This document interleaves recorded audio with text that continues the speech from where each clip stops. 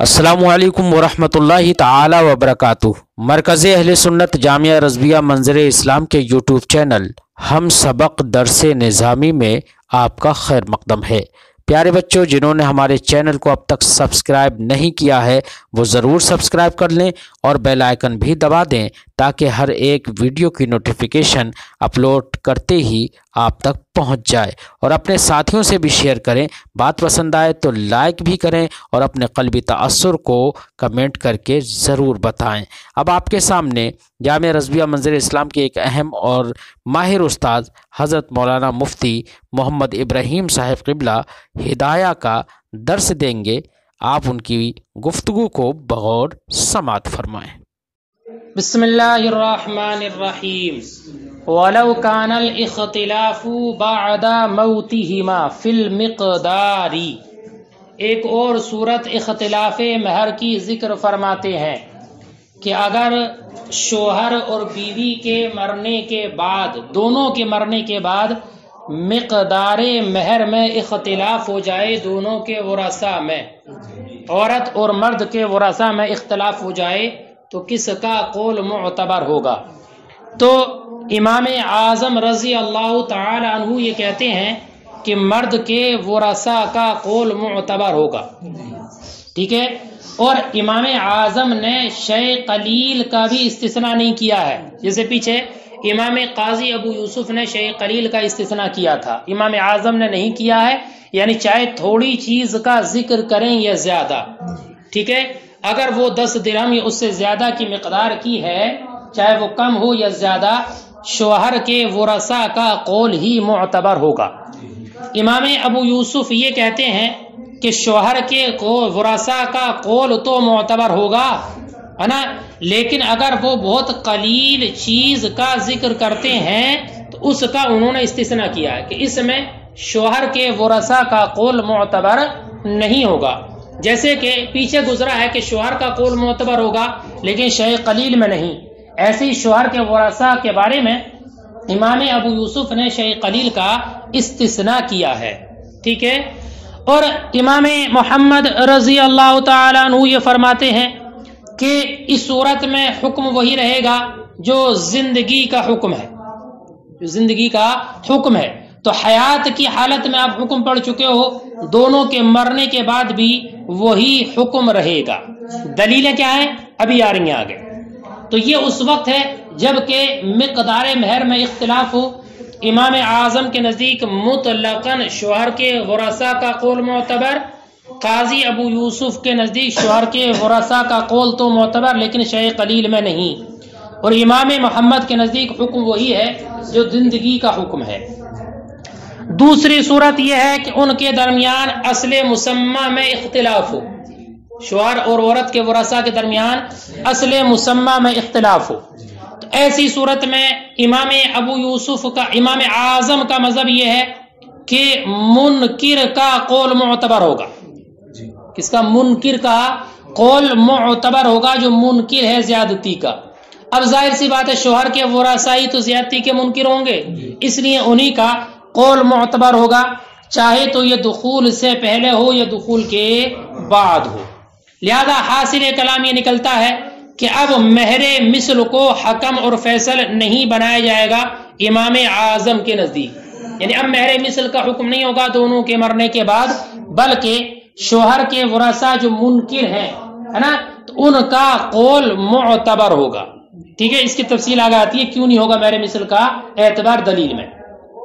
बात समझ गए? नहीं समझ गए?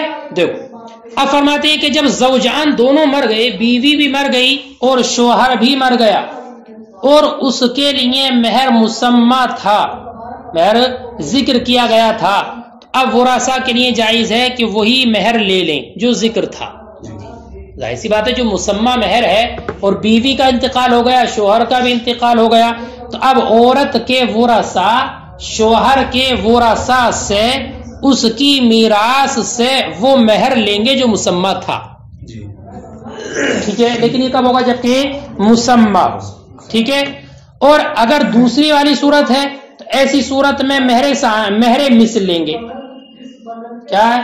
महरे मिसल का वजूब होगा। क्या? जबकि मुसम्मा ना हो। مسمہ نہ ہو تو اب کیا ہوگا؟ مہر مثل ہوگا. بات میں آئے گی نہیں؟ اب یہ کیا مسمہ کیوں ہوگا، مہر مثل کیوں ہوگا؟ تو فرماتے اس لیے کہ مسمہ تو ذمے میں واجب ہے شوہر کے. جب نکاح ہوا اور نکاح کے بعد شوہر پر مسمہ مہر ہے تو وہ تو اس پر لازم ہو گیا اور لازم ہے، اور موت کی وجہ سے وہ مؤکد بھی ہو چکا ہے. مر گیا تو پڑھا آپ نے کہ خلوت، وتی اور موت یہ تو مہر کو مؤکد کر دیتی ہیں، تو وہ تو اس کے ذمے میں لازم تھا اور مرنے کی بنیاد پر مہر مؤکد بھی ہو چکا ہے. لہذا اب شوہر کے ترکہ سے اسی مہر مسمہ کا فیصلہ دیا جائے گا. بس میں نہیں. البتہ ہاں ایک بات یاد رکھنا، اگر یہ بات معلوم ہو جائے کہ بیوی کا انتقال شوہر سے پہلے ہوا ہے، دونوں کا انتقال ہوا نا تو اس کی کئی صورتیں نکل سکتی ہیں. شوہر کا انتقال پہلا ہوا، بیوی بعد میں مری، بیوی پہلے مری، شوہر بعد میں مرا، دونوں ایک ساتھ مرے، ہے نا، معلوم ہی نہیں کون پہلا مرا، مثلا ایکسیڈنٹ وغیرہ ہو گیا. اب گھر والے جب پہنچے تو دونوں کا انتقال ہو چکا تھا. اب یہ تو پتا دونوں کا انتقال ہو گیا لیکن پہلے کون مارا یہ پتا نہیں. ٹھیک ہے. اور ایک صورت یہ کہ دونوں کے انتقال میں یہ معلوم ہو جائے کہ پہلے یہ مارا پہلے یہ مارا. اب یہ معلوم ہوا کہ عورت کا انتقال پہلے ہوا ہے، عورت کا انتقال پہلے ہوا. اب ظاہر سی بات ہے جب عورت کا انتقال پہلے ہوا اور شوہر زندہ ہے تو عورت کی جو وراثت ہے وہ تقسیم کی جائے گی اور اس میں شوہر کا بھی حق ہوتا ہے.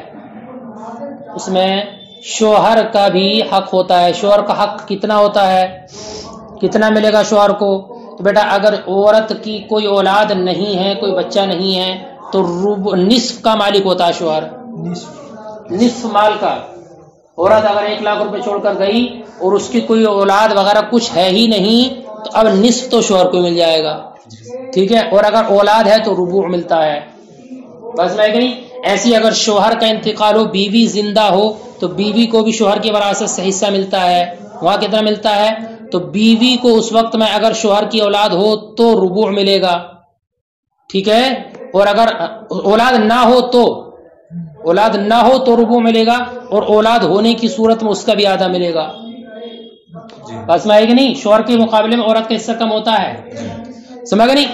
اب جب شوہر عورت کا انتقال پہلے ہوا تو شوہر عورت کا وارث بنے گا، تو عورت کی جو وراثت ہوگی اس میں شوہر کا بھی حصہ ہوگا.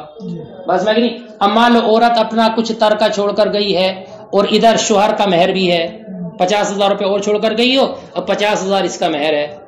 اب ٹوٹل ملا کر عورت کا ترکہ 1 لاکھ روپے مثلا ہوا. ٹھیک ہے. اور شوہر کے ورثہ کو اس کا مہر دینا ہے، تو اب چونکہ اس کے وراثت میں شوہر کا بھی حصہ ہے نا، تو شوہر کا حصہ جتنا ہوگا عورت کی وراثت میں اتنا کم ہو جائے گا اس کی مہر سے. نہیں بلے بڑی بات ہے نہیں. اب مثلا اگر آدھا اس کو ملتا تو آدھا کم کر کے جو ہوگا اس کو دے دیا جائے گا، یا اگر ربوع ملتا تو ربوع کم کر کے اس کو دے دیا جائے گا. ارے بات میں آ گئی.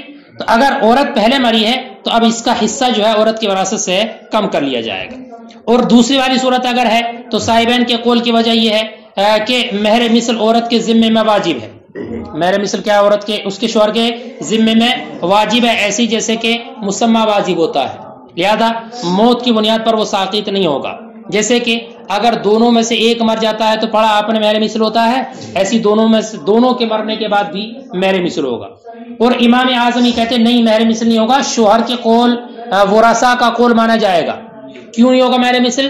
اس لیے کہ جب دونوں مر گئے نا، دونوں شوہر کا بھی انتقال بیوی کا بھی انتقال، تو ان دونوں کا مرنا اس بات پر دلالت کرتا ہے کہ ان کے ہم عمر لوگ ختم ہو گئے، ان کے ہم عمر لوگ ختم ہو گئے، دونوں کا انتقال ہو گیا. اور مہر مثل کا جو اعتبار ہوتا ہے وہ ان جیسے ہم عمر لوگوں سے ہوتا ہے. تو اب کس کی بنیاد پر فیصلہ دے گا؟ قاضی. اس لیے مہر مثل کا اعتبار ہی ختم ہو جائے گا، جو قول وہ ہوگا ان کا اسی کے اعتبار سے ان کو مہر ملے گا. ٹھیک ہے. ترجمہ لگا لو.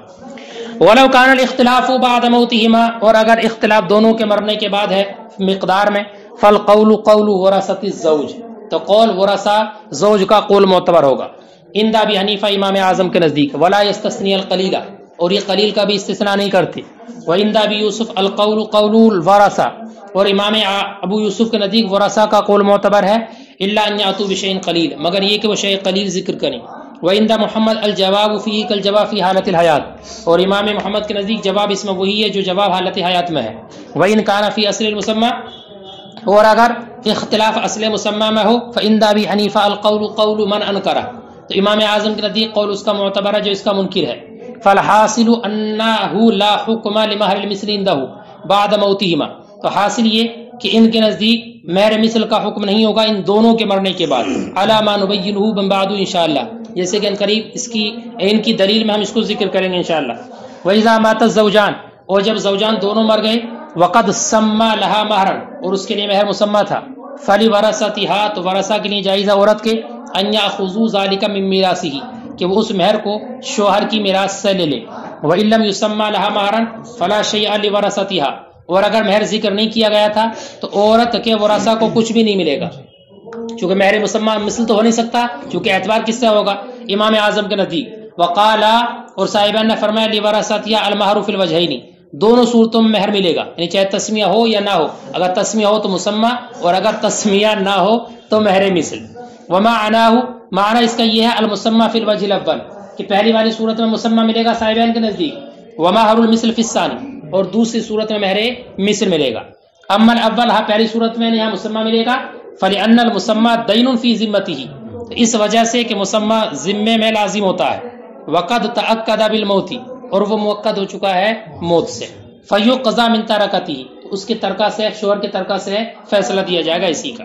الا اذا علم انها ماتت، مگر جب کہ یہ جان لیا جائے کہ عورت مر چکی ہے اس سے پہلے ہی. فیسقط نصیبہ من ذلک، تو اب شوہر کا حصہ اس کی وراثت سے ساقط ہو جائے گا. ساقط مطلب اتنا کم کر لیا جائے گا، صحیح نہیں نہ ملے گا تب کم کر لیا جائے گا. واما ثانی، اور ہاں دوسری صورت میں جبکہ مہر معین نہیں ہے، فوجہ قولہما، تو صاحبان کے قول کی وجہ ان مہر المثل صار دینا فی ذمتہ، کہ مہر مثل اس کے ذمے میں دین ہو چکا ہے جیسے کہ مسمى. فلا یسقط بالموت، تو یہ موت سے ساقط نہیں ہوگا. کما اذا مات احدہما، ایسے ہی جیسے کہ ان میں سے ایک مر جاتا ہے تو ساقط نہیں ہوتا، ایسے یہاں بھی نہیں ہوگا. ولی ابی حنیفہ، اور امام اعظم کی دلیل ان موتہما یدل علی انقراض اقرانہما، کہ ان دونوں کا مرنا ان کے ہم عمر لوگوں کے ختم ہونے پر دلالت کرتا ہے. فابی مہری من یقدر القاضی مہر المثلی، تو کس کے مہر سے قاضی اندازہ کرے گا مہر مثل کا، جب کوئی ہے ہی نہیں تو اس لیے کچھ بھی نہیں ملے گا. بات یہ تمام صورتیں یہاں تک مکمل ہوئی. ومن بعث الى امراتی شیئا فقالت هو ہدیہ، اور یہاں سے ایک مسئلہ ذکر کرتے ہیں کہ بعد نکاح شوہر نے عورت کی طرف کوئی سامان وغیرہ بھیجا ہے نا، اب بعد میں اختلاف ہوا، عورت کہتی ہے یہ تو گفٹ تھا، ہدیہ تھا، شوہر کہتا نہیں ہدیہ نہیں تھا، یہ تو مہر کا تھا. ٹھیک ہے، تو اب کس کا قول معتبر ہوگا؟ شوہر کی بات مانی جائے یا عورت کی؟ تو فرماتے ہیں ایسی صورت میں شوہر کا قول معتبر ہوگا، اس لیے کہ یہی مالک بنانے والا ہے، اور کس مقصد سے، کس جہت سے مالک بنا رہا ہے اس سے بہتر کوئی نہیں جانتا. مالک بنانے والا وہی ہے نا، دینے والا وہی ہے، تو اس دینے کی جہت کو بھی سب سے بہتر یہی جانتا ہے. بات سمجھے گا نہیں؟ اور ظاہر سی بات ہے، ایک انسان وہ ہے کہ جس پر کوئی چیز لازم ہے نا، 1000 روپے اس کو دینا لازم ہے، ذمے میں دینا ہی دینا ہے، تو ایسا کوئی بے وقوف نہیں ہوگا جو اس لازم چیز کو اپنے ذمے میں باقی رکھے اور بلا وجہ نفل کے طور پر اور گفٹ کے طور پر اس کو ہدیے اور تحفے دیتا رہے. پہلے وہ اپنے وجوب کو ختم کرنے کی کوشش کرے گا، اس لیے شوہر کا قول ہی معتبر ہوگا. البتہ ہاں اگر اس نے کوئی ایسی چیز بھیجی ہے جو کھانے پینے کی چیز ہے، کھانے پینے کی چیز ہے، ایسی شے ہے جس کو ذخیرہ نہیں کیا جا سکتا، چند دنوں تک جمع کر کے نہیں رکھا جا سکتا، تو اب ایسی صورت میں عورت کے قول معتبر ہوگا، مایوس وہ بھی نہیں ہوگی. نا کھانا بھیجا، پیزا بھیجا، کوئی بھی عمدہ قسم کا میٹھا بھیجا، بہت مہنگی مہنگی چیزیں بھیجی، لیکن ہے ساری ایسی جو صرف کھانے کی چیزیں ہیں، اگر چند دنوں تک اس کو رکھا جائے تو خراب ہو جائیں گی، تو اب عورت کی بات معتبر ہوگی. ارے بات میں آئے گا نہیں؟ اور اگر بھیج دیے گیہوں، ٹرالی بھر کے گیہوں بھیج دی، گیہوں چاول کی بوریاں بھیج دی، یا کوئی اور چیز دی بھی، تو چونکہ یہ چیزیں سامان ہوتی ہیں، خراب نہیں ہوتی رکھنے سے بھی، اس میں شوہر کا قول معتبر ہوگا. ومن بعث الى امراتی شیئا، اور وہ جس نے عورت کی طرف کوئی شے بھیجی، فقالت هو ہدیہ، عورت نے کہا یہ ہدیہ ہے، وقال الزوج هو من المہر، اور شوہر نے کہا یہ مہر سے ہے، فالقول قول، تو عورت کا شوہر کا قول معتبر ہے قسم کے ساتھ، لانه هو المملک، اس لیے کہ یہی مالک بنانے والا ہے، فکان اعرف بجہت التملیک، تو یہ زیادہ جاننے والا جہت تملیک کو، وکیفا کیسے نہ جانتا ہو، وان الظاہر ظاہر یہی ہے، انہ یسعی فی اسقاط الواجب کہ یہ کوشش کرتا ہے واجب کے ساقط کرنے میں۔ قال امام محمد نے فرمایا الا فی الطعام الذی یؤکل، مگر وہ کھانا جس کو کھایا جاتا ہے، اگر بوری میں گیہوں ہے تو وہ نہیں کھائے جائیں گے، وہ رکھنے کے لیے ہیں۔ فإن القول قولها، تو اب یہاں پر قول عورت کا معتبر ہوگا۔ والمراد منہ، اور اس سے مراد کیا ہے، ما یکون مہیئا للاکل، وہ چیز ہے جو کھانے کے لیے تیار کی گئی ہو، لأنہ یتعارف ہدیۃ، اس لیے کہ یہ ہدیہ ہو کر ہی متعارف ہے۔ فاما فی الحنطہ والشعیر، رہا گیہوں اور جو وغیرہ، فالقول قولہ، تو شوہر کا قول معتبر ہوگا اسی بنیاد پر جو ہم نے کہا۔ وقیلا، اور ایک قول یہ ہے، ما یجب علیہ من الخمار والدرع وغیرہ، کہ شوہر پر جو دوپٹہ، قمیص، کپڑے پہنانا، جوڑا وغیرہ دینا، اس کی ضروریات کی چیزیں دینا لازم ہے نا، تو ان کو مہر سے شمار نہیں کیا جائے گا، ہے نا۔ 5 روپے کی چیز لا کر دی، مہر میں جوڑ لی، کاپی بنا لی پوری، 10 روپے کی لپسٹک لا کر دی، اس میں جوڑ دی۔ وہ جو اس پر واجب ہے، دوپٹہ، قمیص وغیرہ، یعنی کپڑے وغیرہ، اس کا جوڑا وغیرہ دینا، اس کی ضروریات کے خرچ، لیس لہ ان یحتسبہ من المہر، شوہر کے لیے جائز نہیں ہے یہ ان یحتسبہ من المہر، کہ اس کو شمار کرے مہر سے، لأن ظاہر یکذبہ، اس لیے کہ ظاہر اس کی تکذیب کرتا ہے۔ ظاہر تو یہ ہے کہ مہر کے علاوہ کھانا پینا، نفقہ وغیرہ دینا یہ تو شوہر پر واجب ہے۔ واللہ اعلم۔